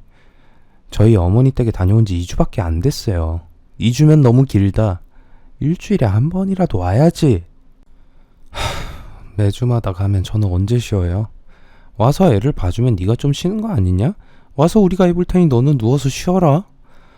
아휴, 시댁에 가서 마음 편히 누워서 쉬는 며느리가 얼마나 있겠어요. 그런데 시댁에서는 무조건 아이는 맡기고 마음껏 쉬라는데 그게 쉬는 건가요? 그냥 고문일 뿐이지. 그리고 말로는 쉬라고 하지만 어찌됐건 그렇게 되면 제가 밥 차리고 설거지 다 하고 집안일은 제 차지인데, 남편과 둘만 있는 것보다 시댁 식구들 것을 다 하면 솔직히 일만 많아지는데 매주마다 누가 가고 싶겠냐고요. 하지만 남편은 시부모님이 아이를 너무 원해서 그랬다면서 우리가 당분간 이해하자고 했어요. 그래서 한 걸음 양보해서 일주일에 한 번씩은 갔습니다. 그런데 가면 자고 가라 하고 또 시부모님이 거의 아이를 데리고 사시다시피 했어요. 아이가 소중하니까 그랬다는 건 아는데 거의 제 자식처럼 기르시는 것 같아서 엄마 입장에서는 기분이 이상했어요. 아가, 이 헬미랑 사는 게 더 좋지? 우리 아가 헬미랑 평생 이렇게 사는 건 어때? 시어머니는 빈말로 한다지만 제가 듣기에는 완전히 짐승 같은 말이 너무 신경 쓰여서 저도 예민해질 때가 한두 번이 아니었어요. 게다가 아들이니 하는 말씀이 딸이었으면 서운할 뻔했는데, 아들이라서 기분이 좋다면서 그렇게 말을 하시는데 대를 잇는데 아들이 뭔 대수냐고 하고 싶었어요. 솔직히 과거에는 남자만 장손이다, 우리 대를 잇는다, 여자는 출가 외인이다 말을 하는 거지 누가 아들을 그렇게 따지냐고요. 딸이라도 낳았으면 애를 구박하려고 했나 하는 부정적인 생각까지 들기도 했습니다. 그렇게 시댁 식구와 지내는 시간이 많아질수록 저는 시댁에 대한 반감이 계속 생기기 시작했지만 남편 때문에 표현을 하지 못하고 지냈어요. 남편과는 사이가 좋았기에 아이를 낳은 지 1년도 안 되어서 또 아이가 들어섰습니다. 둘째는 첫째보다 더 예쁘다고 하는 주변 사람들의 말에 왠지 모르게 저도 두근댔어요. 근데 병원에 가서 보니 아이가 하나가 아니라 쌍둥이였어요. 저는 사실 딸을 가지고 싶었는데 두 아이 다 아들이었어요. 물론 아들이라고 해서 싫은 것은 아니었지만 그래도 딸이 하나 있었으면 했는데 아쉬운 마음이 있긴 했어요. 그래도 뭐 이세를 기대하긴 했기에 둘을 낳으면 어떻게 기르나 하는 걱정도 있었지만 남들은 낳지도 못하는 쌍둥이를 낳을 수 있다는 기대에 벅차기도 했습니다. 그리고 남편에게 이제 아들 셋이면 충분할 테니 더는 아이를 낳자는 계획은 갖지 말자고 했어요. 남편 역시도 아들 셋이면 이제 든든하니 딸이 없는 건 아쉽지만 제가 힘든 것은 원치 않는다는 말을 하기도 해서 쌍둥이를 출산하고 나서는 조심하자는 말을 했습니다. 쌍둥이 임신했다는 소식에 시댁에서는 아주 경사가 난 것 마냥 말씀을 하셨어요. 아이고, 우리 집 복덩이는 바로 너구나. 내가 사주를 보고 결혼 상대를 고른 게 정말 잘된 것이었어. 그 집 참 용하다 들었는데 진짜였어. 시어머니는 신이 난 듯이 말씀을 하시더라고요. 시댁이 아이가 잘 없는 집이다 보니 사주에 맞는 상대를 골라서 선을 보게 했던 것인데 그게 바로 저였던 거였어요. 시어머니는 과거에 남편의 여자들까지 사주에 다 넣어봤지만 아무도 남편이랑 맞지 않아서 아이가 없었나 싶어서 다 필요 없으니 남편과 사주에 맞는 여자, 아이를 낳을 수 있는 여자를 선에 보내달라는 거였어요. 사주에 잘 맞아서 그런 건진 모르지만 남편과 저는 선을 보고 나서 바로 사귀게 되었던 거고 이후에 임신부터 결혼까지 딱딱 맞춰 들어갔던 것이었죠. 시어머니는 잘 될 거란 생각은 했지만 이렇게까지 아들을 연이어 가지고 낳을 거란 생각을 못했던 것 같아요. 그래서 더 기뻐하셨던 것이었죠. 시어머니는 나에게 복덩이라고 하시긴 했지만 제 마음은 그다지 좋지 않았어요. 아무리 선이라고는 하지만 그렇다고 해서 그렇게 남편의 사주에 맞는 사람을 뽑으려고 했던 것, 그리고 아이를 갖기 위한 여자를 구하려고 했다는 것이 기분이 상하게 만들었어요. 하지만 사주가 잘 맞지 않으면 헤어지게 하는 시부모님들도 있으니 나쁘다고만 할 수 없는 노릇이라 어정쩡한 기분이 되긴 했어요. 시어머니는 첫째 아이는 걱정 말라 하시면서 태교에만 신경 쓰라고 했어요. 물론 저도 몸이 2배로 무거운 느낌을 받고 있었기에 시어머니가 아이를 봐주는 것은 감사하긴 했지만 무조건 좋다고만은 할 수 없었어요. 쌍둥이를 가진 만큼 더 태교에 신경 쓰라고 이야기를 하기도 하고 아들 둘을 낳으려면 체력이 좋아야 한다면서 갖은 음식들을 다 사다 주셨어요. 챙겨주는 건 감사하지만 때로는 그런 행동들이 저를 바라는 게 아니라 아이만 바라고 행동하는 것 같아서 부담스럽기까지 했습니다. 안 갈 것 같은 10달의 시간을 지내면서 시어머니는 줄곧 그런 이야기를 했어요. 우리 아가들을 품은 소중한 배다. 조심하고 따뜻하게 하고 다니거라. 그런 말도 하면서 첫째를 앉지도 못하게 하셨어요. 아직 첫째도 아기인데 너무 못 앉게 하니까 민망하면서도 저렇게까지 하시는 건 좀 오버 아닌가 하는 생각을 했어요. 쌍둥이를 낳고 나서는 몸은 더 아프더라고요. 두 번째 출산을 하면 몸이 덜 아프다는 사람들도 있지만 저는 더 아픈 것 같았어요. 쌍둥이를 낳은 기쁨도 있지만 그보다 몸이 힘드니 앞으로 어떻게 육아를 해야 하나 하는 걱정부터 앞서고 이제 내 인생은 없다는 생각에 눈물이 막 흘러내렸습니다. 남편은 갑자기 제가 울자 왜 그렇게 우냐면서 힘든 일 있으면 자기에게 터놓고 말을 해달라 했어요. 저는 그냥 내 인생이 여기까지인 것만 같아서 두렵고 힘들다고 아이들을 어떻게 잘 길러야 할지도 걱정되고 막막하기만 하다는 말을 했어요. 그랬더니 남편은 너무 걱정하지 말라고 나도 많이 도와줄 거고 앞으로 더 잘하려고 노력하겠다 하더라고요. 출산을 처음 경험한 것도 아니지만 어떻게 보면 그냥 아무런 말 없이 그저 옆에서 남편 위로만 해주길 바랬었나 봐요. 남편의 그 말을 들으니 왠지 모르게 마음이 많이 안심되는 느낌이었어요. 그런데 아이를 낳고 또 시댁에 와서 산후조리를 하라는데 저는 그 말이 너무 기분이 나빴어요. 아이를 둘이나 낳고 힘들어 죽겠는 사람에게 첫째 때처럼 또 시댁에서 고생이란 고생을 다 시키려고 하나 하는 마음이 들어서요. 그래서 저는 이곳에서 죽으면 죽었지 절대 나는 시댁에 가서 산후조리할 생각이 없다고 남편에게 똑똑히 말을 했습니다. 남편은 제가 시댁에 가서 산후조리를 하면 시어머니가 아이들을 잘 봐주시니 좋아할 거라고 생각했나 본데 제가 기분 안 좋은 걸 알아채고는 알겠다고 말을 하고 자기가 정리를 하겠다고 했어요. 전화통화에서 제가 화난 그대로를 말을 했다면 아마도 시댁하고는 인연을 끊어야 했을지도 몰라요. 진짜 말 그대로 저를 걱정해주는 게 아니라 저를 고생시키려고 하나 싶은 마음에 쌍욕이 나올 것만 같았거든요. 요즘 세상에 누가 시댁하고 가까이 지내요. 진짜 명절이나 일 있을 때 한두 번 보는 거지. 저희는 게다가 자주 가는데도 불구하고 산후조리를 해준다고 말만 하고 저를 시집살이 시키니까 저는 가고 싶지가 않았던 거죠. 자주 가는 것만으로도 고마워해야 하는 거 아닌가 하는 생각도 많이 했고요. 다행히 남편이 뭐라고 했는지 모르겠지만 산후조리원에서 이번에는 좀 있어야 한다고 말을 했는지 시집에서 산후조리 안 하는 걸로 이야기가 다 되어 있더라고요. 그런데 시댁으로 안 갔더니 되려 산후조리원으로 계속 찾아오시는 거예요. 지금처럼 코로나 시대였다면 찾아오고 싶어도 찾아오지도 못했을 건데 당시는 그렇지가 않아서인지 매일 찾아와서 아이들을 보려고 하시고 집에 가지도 않으시고 제가 있는 산후조리원에 계시는 거였어요. 편하게 쉬려고 산후조리원에 있는 건데 시부모님이 오셔서 침대 밑바닥에서 주무신다고 하니 마음이 여간 불편한 게 아니었어요. 심지어 거기 계시니까 간호사분들도 난감해하고 또 제가 주사를 맞아야 하는데 시아버지가 계셔서 나가달라고 말하기도 죄송하고 너무 자주 아이를 보려고 하시니까 제 입장에서는 조리원에서도 마음이 편한 게 아니라 눈치가 계속 보였어요.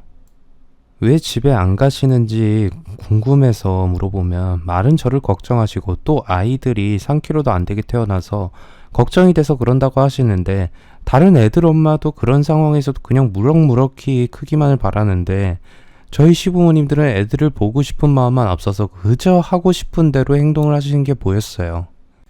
조리원에서 큰 소리 내고 싶지 않아서 남편에게 이제 그만 시부모님 집으로 가시라고 이야기를 했는데 남편이 그렇게 이야기를 하니 우리는 불편하지 않다면서 제가 산후조리원에 있는 동안은 계속 이렇게 지내고 싶다는 거였어요. 저는 어이가 좀 없었어요. 산후조리원에서 있으면 좀 남편이랑 편하게 이야기도 해야 하는데 애 낳고 고생했단 말 한마디 못 들으면서 시부모님 눈치나 보고 있어야 했으니까요. 제가 좀 화가 많이 났지만 그래도 그 정도는 참고 넘어가자 싶었습니다. 그런데 산후조리원에서 나오자마자 시부모님 시댁으로 향하자는 거예요. 그래서 저는 못 간다고, 집에 가서 해야 할 일도 많고 좀 쉬겠다고 남편도로 모셔다 드리라고 했어요.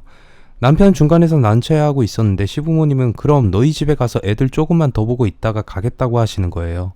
그래서 저는 언제까지 있다가 가실 건지 여쭸어요. 물론 참 못된 행동이라는 거 알아요. 그치만 아이 낳고 나서 힘들어 죽겠는데 시부모님까지 신경 쓰면서 집에서 힘들어하고 싶지 않았어요. 시부모님은 며칠 안 있다가 갈 거라고 하셨는데 며칠이라니. 요새는 아들 집이 다 어려워한다는데 시부모님은 제 집처럼 지내시더군요. 불편해 하시는 것보다는 편한 게 낫다지만 아무리 그래도 시부모님이 거실에서 잠을 자고 계시는데 제가 불편해서 밤에 화장실 한번 제대로 가지 못하고 화는 나는데 남편에게 말도 못하고 짜증이 잔뜩 났어요. 일주일째 되는 날이 되어서는 저는 남편에게 시부모님 안 내보내면 내가 애들 데리고 나갈 거라고 말을 하니 남편도 그제 알았다고 하더군요. 시부모님은 가기 싫은 티를 팍팍 내시면서도 남편이 억지로 데려다 주겠다고 하니 알겠다고 하시고 가셨어요. 진짜 시부모님 없는 내 집이 천국이 따로 없었어요. 시부모님하고 밥 한 끼를 같이 먹는 것도 구역질이 올라올 정도로 스트레스를 받고 있었거든요. 그 바람에 살은 쑥 빠졌으니 좋다고 해야 할까요? 애셋을 키우는 것은 쉽지 않았어요. 그것도 남자애들 셋은 제가 체력적으로 많이 벅차기도 했고요. 남편이 돕는다고 돕지만 쉽지 않더라고요. 잠도 제대로 못 자고 먹을 것도 제대로 못 먹으니 계속 우울감이 찾아오더라고요. 그래서 이제 딱 셋째까지 끝이구나. 난 새아이의 엄마로 열심히 살아야겠다는 생각으로 버텼던 것 같아요. 남편은 힘들면 시댁에 좀 부탁해보자는 말을 밥 먹듯이 했어요. 물론 도와주면 좋지만 그게 도와주는 행동이 아니라 애를 자꾸 제 자식처럼 행동하시는 모습 때문에 맡기고 싶지 않았어요. 가끔 가게 되면 시부모님들이 애들이 울어도 자기 품에서 데리고 있고 싶어하는 통에 스트레스를 받기도 했거든요. 하지만 제가 결국엔 탈이 나버렸어요. 얼마나 힘들었는지 대상포진에 탈진까지 올 정도라서 병원에서는 며칠 입원하고 쉬라고 했고 하는 수 없이 애들을 시댁에 맡겼어요. 시댁에서는 애들 보는데 시댁의 친척들까지 다 불러 모았더라고요. 그래서 아이들을 보고 너무 예쁘다고 하기도 했고 친척들 중 아이를 낳지 못하는 집에서는 뭔가 부러움을 가지고 이야기를 많이 했나 봐요. 시부모님은 아마도 자랑을 하고 싶은 마음에 친척들을 다 불러 모았던 것 같아요. 게다가 아들 셋이라고 하니 얼마나 부러워했겠어요. 요즘에는 딸이 더 좋다고는 하는데 아직까지 어른들의 인식에는 아들 하나 정도는 있는 것이 좋다고는 하지만 딸보다 아들을 더 선호하고 있었어요. 그리고 대가 잘 없는 집안에서는 아이가 귀했고 또 아들이라니 더 귀할 수밖에 없었겠죠. 시댁 식구들은 그저 신이 나서 애들을 자랑하는데 바빴던 것 같았어요. 입원해서 있는데 계속 전화가 와서는 아이에 대해서 물어보는데 진짜 피곤했어요. 쉬려고 입원해 있는 건데 전화해서 시시콜콜 큰 댁에서 이런 아이를 바랬다면서 계속 물어보셔서 말을 했다는 거예요. 그런 소리도 적당히 해야지 전화해서 여기저기 솔직히 짜증이 밀려왔어요. 이렇게 하실 거면 그냥 해보지 말으셨어야 하는 거 아닌가. 아니다, 맡긴 내가 멍청한 마음이 들기도 했죠. 몇 번 그러고 나니 쉬는 둥 마는 둥 했어요. 그래도 치료가 잘 돼서 그런지 빨리 쾌차를 하고 아이들을 데리고 왔습니다. 저도 엄마긴 엄마여서 그런지 아이들을 보니 기분이 너무 좋았어요. 아이들을 보는 것은 많이 힘들긴 하지만 그만큼 기쁨을 주는 것도 아이들이기에 항상 즐거운 마음으로 아이를 보고 있었어요. 아이들이 조금씩 자라는 걸 지켜보는 건 그 무엇보다 보람된 일이었어요. 가족들은 이제 아이가 셋이나 되니 정신이 없다고 하면서도 아이들마다 주는 기쁨에 행복해 하셨어요. 저도 어느 정도 새아이를 길러서 일찍 같은 어린이집으로 보내고 나니 저에게도 평화가 찾아왔어요. 아이를 키우는 게 생각보다 금방이더라고요. 저도 아이들을 보내놓고 나서 마음이 많이 편안해졌어요. 시댁에서는 계속 아이들을 자주 보았으면 하셔서 저희도 자주 데리고 시댁에 내려갔어요. 그런데 시댁에 갔는데 황당한 말을 듣고 왔어요. 너희 혹시 다음 아이 계획은 있니? 저희 그런 계획 아예 없어요. 아들 셋이면 됐죠. 아니 뭐 키우는 게 어렵다지만 자기 밥그릇은 타고난다자니 낳아놓으면 또 키우게 되어 있어. 그리고 딸 하나 있어야 하지 않겠니? 아들을 셋이나 낳았지만 시댁에서는 더 아이를 바라시는 눈치였어요. 근데 애 셋을 낳는 것도 얼마나 힘든 일인지 모르시는 건 아닐 텐데 너무하다는 생각이 들더라고요. 차라리 그러려면 입양을 하는 게 낫죠. 애를 또 낳으라고 하는 건 너무 과한 말씀 아니세요? 아니, 아들들이 있으니 딸을 바라는 게 뭐 나쁜 거니?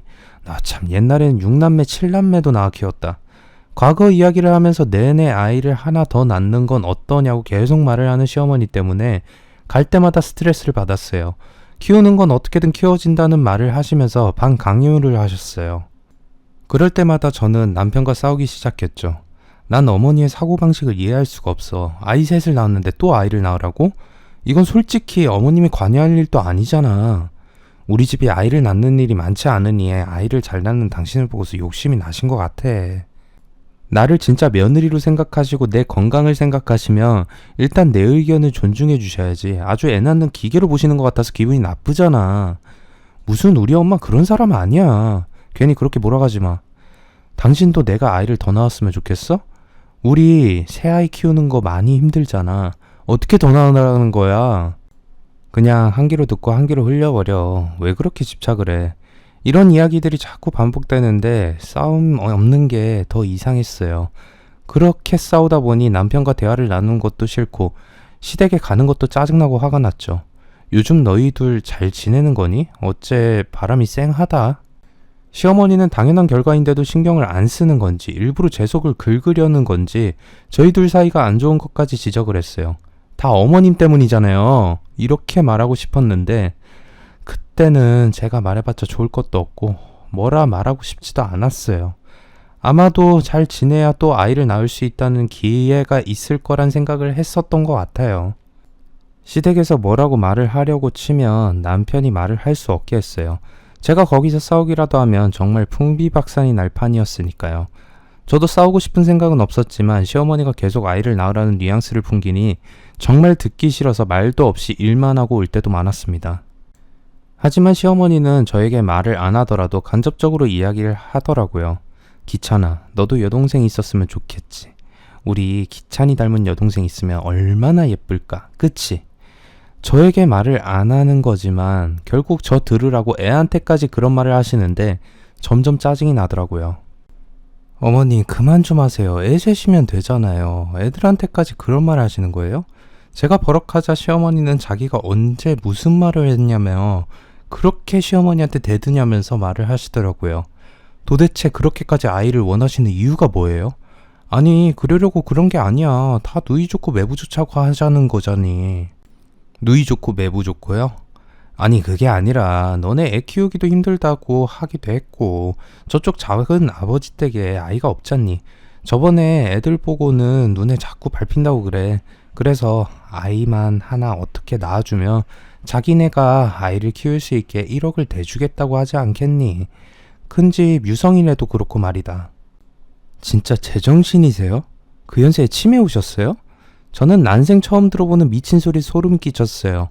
시어머니는 우리에게 아이를 낳으라고 한 것이 아니라 아이를 낳아서 입양을 시키면서 애를 낳으면 팔려고 했던 거였죠. 너네 애들 키우느라고 너무 힘들다고 하기도 했고 내가 그 1억을 꿀꺽하려고 했던 게 아니라 다 너네 잘 되라고 주려고 했었다. 그리고 다른 데서 입양하는 것보다 우리 핏줄로 대를 잇게 해줄 수 있으면 얼마나 좋으냐. 시어머니는 뻔뻔하게 얼굴을 들고 저에게 이야기를 하시더라고요. 정말 그게 저희를 위한 길이라고 생각을 하신 건지 이해를 할 수가 없었어요. 정말 첫 아이를 낳을 때 얼마나 귀하다고 생각을 하고 아낄 때는 언제고 우리 집 대를 이을 아이들은 충분히 있으니 그쪽에도 낳아주면 서로에게 좋은 거 아니냐고 말을 하는데 이건 이 세상 사람이라면 이해할 수 없는 말 같았어요. 그래요. 해에서나 과거 아주 먼 옛날에는 대리모가 종종 있었다고는 하지만 그게 지금은 용납되는 일이 아니잖아요. 애 잘 낳아서 네가 좀 애 좀 낳아주면 뭐가 어때서. 그리고 그 씨 어차피 내 아들 씨 아니냐? 네가 내 아들 씨 없으면 아이를 잘 낳기나 하니? 너도 우리 아들하고 사주가 잘 맞으니 애를 낳을 수 있는 거야. 그리고 요즘같이 애 안 낳겠다고 하는 사람들이 많은 세상에 애 잘 낳는 네가 좀 대신 낳아주면 뼈가 부러지기라도 안 되니? 그런 거로 생색내기는. 제가 언제 생색을 냈어요? 그리고 애 낳는 게 그렇게 쉬운 거라고 생각하시는 거예요? 뼈가 부러지진 않아도 뼈가 골아요. 바람만 불어도 시리고 아프다고요. 그렇게 애 낳는 게 쉬워 보이면 어머니가 나와서 대를 이어주시지 그래요? 왜 딸랑 남편 하나 낳으시고 안 낳으셨대요? 저도 그때는 눈에 뵈는 게 없어서 시어머니에게 막말을 할 수밖에 없는 상황이었어요. 남편도 그 상황은 전혀 몰랐던지 시어머니 앞에서는 이건 진짜 아니었다고 말을 하면서 나중에 다시 이야기하자고 하고서 저를 끌고 나왔어요. 저는 계속 화를 길낌듯이 끌어대서 시킬 수가 없었죠.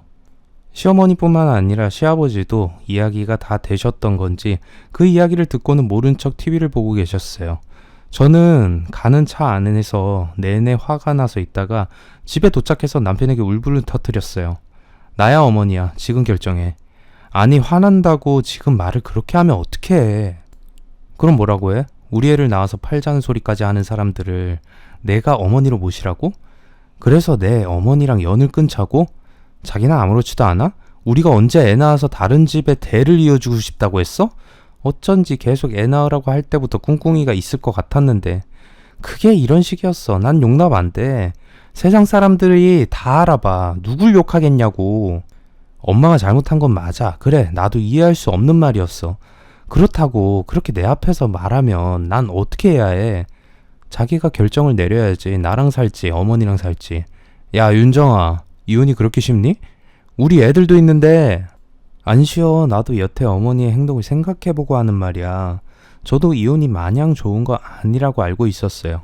그리고 아이 셋인데 이혼해서 제가 잘 살 수 있을 거란 보장도 없었으니까요. 그런데 아무리 생각해도 시어머니 행동은 일반적으로 납득할 수 없었던 것이었고 앞으로도 시어머니의 얼굴을 보고 살고 싶지가 않았어요. 남편에게 정 나랑 살고 싶으면 시어머니더러 와서 나에게 무릎 꿇고 사과하시라고 말을 했어요. 아무리 그래도 그렇지 어떻게 어른이 너한테 사과를 해. 그렇게 말 못해. 자기는 내가 중요한 게 아니라 어머니가 중요하구나. 알았어. 그럼 나도 더는 말을 안 할게. 어머니한테 당신 때문에 자기 아들 이혼한다고 확실하게 이야기를 해. 저는 애들 짐까지 모조리 싸고 친정아빠를 불러서 애들 데리고 친정집으로 향했어요. 영문도 모르는 아빠는 차 안에서 내내 저에게 무슨 일이냐고 물었지만 저는 너무 생각이 복잡해서 울기만 했어요. 집에 도착하고 엄마의 얼굴을 보고 나니 마음이 더 속상하고 힘들어서 말을 했어요. 엄마, 나 진짜 속상해. 내가 애 셋 데리고 잘 살 수 있을까? 아빠도 분위기가 이상하다는 눈치는 챘지만 제가 이혼을 들먹거리니 무슨 일이냐고 똑바로 말을 해보라고 다그치셨어요. 저는 그간의 상황을 다 말했고 아빠와 엄마는 당장이라도 시댁에 찾아가서 들어 엎을 거라며 화를 내셨지만 저는 그럴 가치도 없으니 그냥 조용히 이혼하고 싶다고 말을 했어요.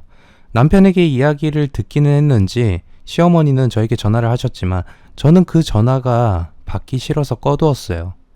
사과를 할 건지 말 건지도 모르겠지만 그 이야기를 듣는다고 해서 제 마음이 확 가라앉을 것 같진 않았거든요. 억센말이 더 나오기 전에 아예 차단을 한 거였어요.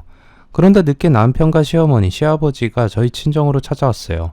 그리고서는 시어머니는 미안한 듯이 말을 하셨어요. 내가 너를 애 낳는 기계로 생각하고 그런 거 절대 아니다. 내가 말을 했다만 우리 집안이 대가기 위해서 입양보다는 우리 집 핏줄로 이어주고 싶었어. 나도 처음에는 많이 반대했다. 그런데 다들 우리 손자 보고 너무 부러워하면서 한마디씩 장난스럽게 하던 게 진심으로 변해버렸지 뭐니. 아들도 너무 잘났고 쌍둥이까지 낳았다고 하니 한 번에 둘을 낳아서 양쪽 집에 한 명씩 데려가면 얼마나 좋겠냐고 그렇게 말을 하는데 나도 우스갯소리는 적당히 하라고 했다. 하지만 어머니가 결국 저에게 하신 말은 그렇게 애를 낳아서 각 집에 보내자는 거였잖아요. 아닌가요? 아니 1억을 준다기에 솔직히 2명이 2억이면 너희가 전셋집 더 큰 집으로 이사를 갈 수도 있고 생활비도 좀 넉넉해질 것 같아서 그랬는데 내가 생각이 짧았다. 정말 용서하렴. 말은 용서하라고 하지만 자기의 모든 행동이나 말들이 정당했다는 듯이 말을 하는 시어머니를 보면서 저는 신물이 났어요. 저는 남편에게 어떻게 생각하냐 물으니 장인 장모가 신경 쓰였는지 자기도 이번 건은 정말 엄마가 잘못한 것 같다면서 다신 그런 이야기 꺼내실 거면 우리 못 보고 사는 거라고 딱 잘라 말을 하더군요. 시어머니와 시아버지는 기분이 나쁜 듯 했지만 제가 너무 화가 나 있으니 앞으로 안 그러겠다고 말씀하시고는 이번은 넘어가 달라고 했어요. 같이 살면서 이런 일도 저런 일도 있는 건데 이렇게 딱 선을 그어버리는 게 어딨냐고 말이죠. 친정 부모님은 아무리 그래도 그런 말을 어떻게 말씀하셨냐고, 아이를 그렇게 누구 줘버리고 할 정도로 가볍게 생각하는 분들인지 몰랐다고 말을 했어요.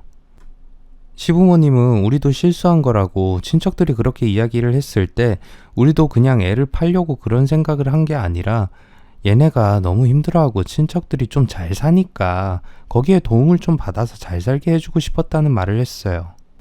어떻게 보면 우리를 생각해서 그런 거라고 하니 친정 부모님은 아무리 봐도 그렇게 하는 건 아니라는 생각에 기분이 나빴는데 여차하면 이혼해서 아이를 혼자 키울 저를 생각하니 막막해 하시는 것 같았어요. 그래도 저는 마음이 풀리지 않았어요.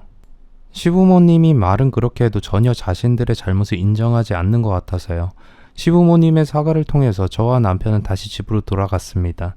친정 부모님은 저에게 혹시라도 비슷한 일이 생기면 우리가 다 책임질 테니 걱정하지 말고 다시 돌아오라고 했어요. 남편은 제 기분이 확연히 좋아서 온 게 아니라는 걸 알기에 약간 제 눈치를 보았어요. 남편도 자기 부모님 편을 들긴 했지만 사실 자기가 생각해도 납득하기 어려운 내용들이었겠죠. 저도 거기에서 끝났다면 그냥 참고 살았을지도 몰라요. 사실 시댁에 잘 가고 싶지 않았어요.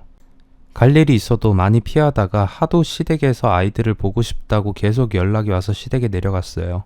아이들을 이뻐하신 시부모님을 보면서도 제 마음은 너무 곱지 않더라고요. 예뻐하는 것이 모두 무언가 꿍꿍이가 있을 것 같아서예요. 아이 하나면 된다고 생각해서 나머지 두 애들을 어떻게 할 생각은 아니겠지 하는 생각까지 하게 될 정도로 저도 한껏 예민해졌어요. 하필 그런 날에 시댁에 친척분들이 오셨던 거예요. 그런 일도 있고 난 후 시댁의 친척들은 아예 보고 싶지 않았는데 마주치는 것 자체가 껄끄러웠어요. 저도 제 마음을 잘 숨기지 못하는 편이라서 그분들에게 표정을 숨기기가 쉽지 않더라고요.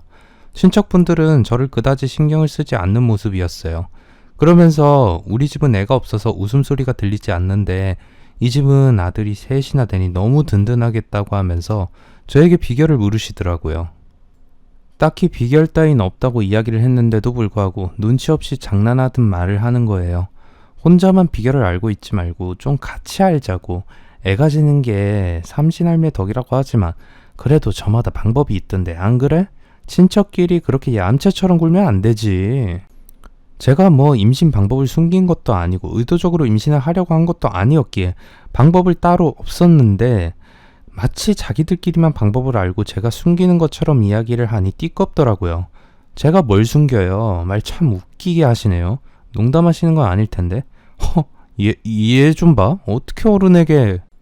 아니 임신 비결을 알려달라고 하시는 것부터가 어떻게 보면 무례하신 행동이잖아요. 왜요? 속궁합이 어떠냐고까지 물어보시죠. 그리고 자제분들한테도 너희 속궁합은 어떠냐고 물어보시던가요. 어른들에게 할 말은 아니라고 생각하지만 제 입장에서는 도를 넘어서 진짜 뭐 저런 인간들이 다 있나 싶을 정도로 생각이 들었거든요. 그 상황에서 시부모님은 친척분들을 말려주실 줄 알았어요. 근데 오히려 저를 다그치시더라고요. 어른이 많이 궁금해 하시니까 물어볼 수도 있는 건데 어떻게 대답을 그런 식으로 말을 하니? 저는 제 편을 들지 않는 시부모님에게도 실망스러웠어요. 그럼 어른이 그렇게 물으시는 건 예의를 차리신 건가요? 제 날카로운 말에 시부모님도 적잖이 당황하시고서는 저에게 말을 했어요. 아직까지 지난번 그 일을 담아두고서 말을 하는 거니? 너 진짜 쫌팽이구나. 그때 사과했으면 됐지. 어른이 얼마나 사과를 더 해야 한대니? 저는 그때 일도 안 풀렸지만 그때 일 때문에 그런 게 아니었어요. 그런데 시부모님이 아예 싸잡아서 이야기를 하니 저도 기분이 확 나빠졌죠. 그렇게 이야기하시니 따져볼까요? 이분들도 저한테 애 낳아서 보내달라고 하신 분들이죠. 그래놓고 그게 마음대로 안 되니까 심사가 뒤틀려서 그런 무례한 질문 하신 거잖아요. 제 말이 틀렸어요? 제가 차갑게 말을 하자 친척분들은 눈길을 피하면서 급한 일 있어서 먼저 가야겠다고 말을 하면서 일어나서 가버리셨어요. 시부모님의 입장도 이해가 가긴 해요. 어쨌든 손님인데 불쾌하게 해서 좋을 건 뭐냐 생각을 하셨던 거겠지만 제 입장에서는 그분들에게 예의를 차릴 수 없는 상황이었어요. 시부모님은 잠시간 정적이 흐르시더라고요. 남편도 저에게 그만하라고 했지만 이미 터진 일이었다고 생각했어요. 이렇게 미리 터졌어야 했던 일인데 그저 입을 꾹 다물고 지나간다고 해서 지나갈 일이 아니었던 것이었죠. 시아버지가 큰 소리를 내시더군요. 시어른들이 잘못했다고 해서 네가 이런 식으로 행동하는 걸 모두 용납해줘야 한다고 생각을 하냐? 아니요. 처음 잘못은 제가 참고 넘어갔으면 그 다음부터는 조심하셔야 한다고 생각했어요. 근데 저에게 조심하실 분들이 조심하시지 않았잖아요. 참 버릇없게도 말을 하는구나. 네가 그렇게 마음에 안 들면 네가 이 집에서 나가거라. 네, 안 그래도 나갈 거예요. 저 잡을 생각이나 하지 마세요. 그리고 제 애들은 제가 데리고 갑니다. 시부모님들은 제가 이혼해도 아이들을 다 키우겠다고 하니 능력도 없는 것이 어떻게 아이를 키우겠냐고 말을 하면서 절대 그건 안 된다고 애들은 두고 가라고 했어요. 하지만 저도 화가 머리끝까지 나서 애들 내가 놔두고 가면 또 그 애들을 어디다가 팔아먹을지 어떻게 아느냐고 했죠. 시부모님은 사람을 뭘로 보고 그렇게 말을 하냐고 저에게 협박을 하듯이 말했고, 저는 어차피 나한테 그런 말을 해왔고 내가 여태 본 분들은 그런 분들이라고 밖에 생각 안 되니까 나도 필사적으로 아이들을 지키기 위해서 내 목숨 다해서 싸우겠다는 말을 했어요. 그제야 시부모님은 너무 놀라서는 남편에게 눈짓을 하더라고요. 저를 붙잡으란 식이었겠죠. 하지만 저는 진짜 그 일로 인해 아예 이혼을 확고하게 결정을 지었어요. 남편은 자기랑 둘이서만 이야기를 하자고 했고 남편과 속을 터놓고 이야기를 했어요. 난 결혼 생활 동안 너무 상처를 입었고 아이를 낳는 게 내 인생에서 최고의 행복이고 좋은 일이라고 생각했는데 시부모님들의 그런 생각 때문에 아이들에게 내가 죄인처럼 느껴졌고 이런 상황에서 계속 살아야 한다면 난 둘 중에 하나를 택할 수밖에 없다고 했어요. 남편은 시부모님의 잘못을 알고 있었지만 제 행동도 결코 좋다고 보진 않은 것 같았어요. 그러면서 저에게도 실망스러워서 어떻게 해야 할지 갈피를 못 잡겠다고 말을 했어요. 둘만 살아도 복잡한 세상에서 시부모가 끼니 인생이 꼬이고 꼬여 이렇게 돼버린 상황에 우리 모두 진이 빠졌던 것 같아요. 남편은 자신의 가족들이 잘못한 것에 대해서 어느 정도 책임감을 느끼는 것 같아 보였어요. 아이들을 위해서라도 제가 없는 건 말이 안 된다며 남편은 붙잡았었지만 시댁의 편견과 또 알 수 없는 행동들을 겪은 제 입장은 너무 싫어서 어떻게든 이혼을 하고 싶은 생각이 강했어요. 친구 중에서는 두 사람만 잘 살면 되지 시부모가 무슨 상관이라고 이혼을 선택하느냐 하겠지만 연을 끊는 건 말처럼 쉽지 않거든요. 그리고 연을 끊는다고 해도 누군가는 마음고생을 해야 하니 그 역시도 못할 짓이라는 느낌이었어요. 천류는 못 끊는다는 그 말처럼요. 시댁에서는 엄청난 반대를 했지만 남편도 그렇고 저도 이제는 아닌 것 같다는 생각을 하게 됐어요. 헤어질 수밖에 없는 상황들이 연이어져 있어서 서로 이렇게 힘들 바에는 그냥 아이들에게 좋은 부모로만 남자고 했어요. 서로 부부라는 틀에 얽매여 있는 것보다 아이들에게 좋은 아빠로, 좋은 엄마로만 지내면서 그렇게 사는 게 우리에게는 맞는 것 같다는 생각을 했어요. 그리고 이혼할 때 제가 건 한 가지는 바로 시부모님에게 절대 아이들을 보여주지 않겠다는 거였어요. 남편은 어떻게 그럴 수가 있냐고 했지만 저는 제 마음이 언제 풀릴지 모르겠지만 그때까지는 시부모님의 눈앞에 아이들을 두고 싶지 않다고 했어요. 가끔 남편이 아이들을 보러 올 때는 꼭 제가 곁에서 같이 만나기로요. 남편은 제가 딱 부러지게 이야기하는 것을 보고 아무리 말해도 받아들여지지 않을 것을 느꼈나 봐요. 어떻게 말해봤자 서로 더 진흙탕 싸움만 될 것 같다고 느꼈는지 남편도 저를 더는 설득시키지 않고 제 조건을 다 들어주었어요. 같이 살 때는 이래저래 서로 부딪히고 치이고 힘들었는데 끝을 낼 때는 마음이 좀 잘 맞는 것 같았어요. 시부모님이 아이들을 못 보게 하는 건 진짜 나쁜 일이라는 건 알아요. 그렇기에 그보다 더 고통스러운 일은 없을 거라 생각을 했어요. 아이들은 직접 만나지 못하지만 남편은 시부모님에게 동영상과 사진으로 많이 보여드리고 있다 하더군요. 그게 남편의 입장으로도 최선이라고 생각한 거겠죠. 그래도 남편이 양육비를 다 잘 대주고 있어서 아이들을 부족하지 않게 키우고 있어요. 하지만 늘 아이들에게는 엄마 혼자 아이들을 기르는 게 부족한 것 같고 미안하고 아빠의 빈자리를 제가 비워놓게 만든 것 같아서 마음의 짐이 있기도 합니다. 최대한 자주 보여주려고는 하지만 언젠가 아이들에게 잘 설명을 해줘야 하는데 그 부분에 대해서도 남편과 상의를 하고 있어요. 어떻게 하면 아이들이 덜 상처를 받게 우리의 상황을 이해할 수 있을까 싶어서요. 부모들의 결정은 했지만 상처는 아이들이 받는 것이기에 그런 부분에 있어서는 부모로서 미안한 감정이 많이 드네요. 그래도 제가 행복해야 아이들도 행복할 수 있다는 걸 늘 생각하면서 항상 밝고 긍정적인 아이들로 키우려고 노력하고 있습니다. 친정 부모님들도 가끔씩 들여다보시면서 아이들에게 필요한 것도 챙겨주시고 육아 부분에서도 많은 도움을 주고 있어서 항상 고맙게 생각하고 있어요. 혼자가 된 외로움도 있지만 그래도 홀로서기를 하면서 얻게 되는 많은 교훈들이 있는 것 같습니다. 그래서 저는 아이들이 커가는 만큼 저도 조금씩 엄마로서 자라나고 있는 것 같아요. 아이 혼자 키우시는 싱글맘들 모두 힘내세요.